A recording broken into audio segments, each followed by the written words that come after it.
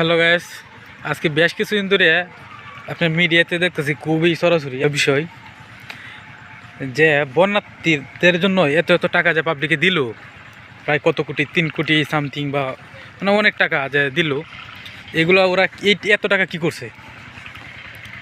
টাকাগুলো তো জুলাই যোদ্ধাদের হাতে দিছে, তাদের কাছে এটা আমানত। মানে প্রায় ওরা এটা নিয়ে প্রশ্নবিদ্ধ হইতেছে মিডিয়াতে সমানে সরাসরি। বড় বড় যারা আছে মিডিয়ার, ওরা প্রশ্ন করতেছে এই টাকাগুলো কোথায় গেল।